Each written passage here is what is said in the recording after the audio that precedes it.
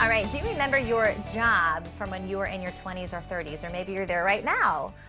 I was going to say, who says we're not still in our 20s or 30s, maybe a little bit. Yeah, I mean, I did a lot of things in my 20s. Yeah. I mean, I was a hot mess. I was all over the place. I was a talent agent. I was a Las Vegas showgirl. I knew you were a talent agent. Yeah, you I was just going to say that. Casting director for a while, too. I mean, a lot of different things. I was a waitress, of course. You know, I did a lot of different things. And I started in TV at a young age. So for the most part, I've been in TV for a long time now. But it turns out that your job may have an overall effect on your health. So listen to this. Ohio State University researchers investigated the long-term health effects of job satisfaction or lack of it. Okay. They used surveys from more than 6,000 Americans to analyze job satisfaction over a number of years. So the results were divided into 4 categories based on their job satisfaction. Well, people in the consistently low job satisfaction group reported much higher levels of depression and sleep problems, also excessive worry. I may have dealt with a little bit of that.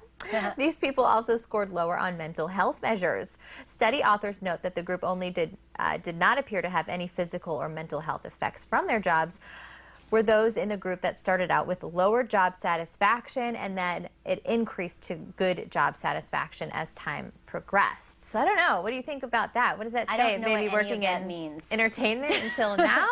So basically, mental health problems? Yeah, the people that were dissatisfied with their job, I think, are still dealing with issues later on in life. Is that what that means? And you need to That was a lot of big words you just used there, Steph, and it was like, sorry. over my head, man. Remember when I was saying I was a genius yesterday? Yeah, sorry, I am not. I am just pretty. Okay, we're always moving totally on. Serious. Yeah, I mean, I can imagine that because I think that you take it home if you're not feeling good, and you know, it affects your relationships at home too. So I can see how that would have a long-term effect. Yeah. I mean, luckily, being a Las Vegas showgirl was not that stressful. It was fun. It's a hard job, but somebody had to do it. It was physically difficult, but it was, I mean, it was a great time. All right, I love it. All right, well, if you think your job says a lot about you, well, then you are right. But so does your social media. Specifically, your Instagram does too. Okay, so listen to this. Researchers from Harvard and the University of Vermont asked about 150 people to share 100 photos from each of their Instagram accounts. Then others rated the photos on how interesting, sad, or happy those photos looked to them. Based on colors, saturation, and number of faces in each shot, the experts say those who posted photos with gray or darker tones tend to be more depressed than Instagrammers who post colorful photos. The scientists hope surveys like this could help doctors catch depression symptoms earlier and get people into the treatment they need sooner. So that's interesting. I'm thinking too, when I'm on Instagram, which is not very often because I don't have Instagram anymore, but when I was, it was mostly fashion. So a lot of colorful photos is I guess what it depends on who you follow, though, too, because my friends all post food. Well, which makes me happy. And hungry, probably. Yes, and hungry as well. So it's kind of interesting, you know. Well, since we're talking about social media, have a listen to this study that was done on Twitter. This is interesting as well. It appears Twitter and other social media platforms are making it easier to talk about death and mourning in public. Okay. University of Washington doctoral students reviewed the feeds of 39 Twitter users who are now dead. Finding people used Twitter to react in a way that differed from other social media sites. Oh, okay.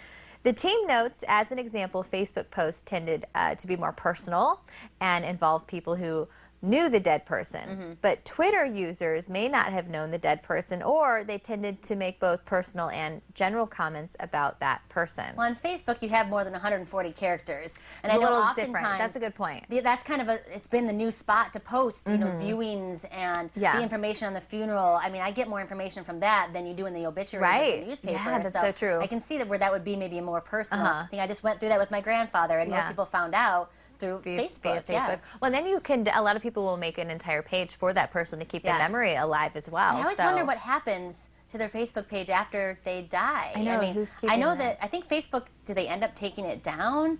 Like, what if no one knows their password? I know that, I think my cousins still work with my uncles, and he's deceased, so I don't know if he has to give out the password. Is that the new, like, on your deathbed thing? You give out the password to your Facebook so you can keep it going in my memory.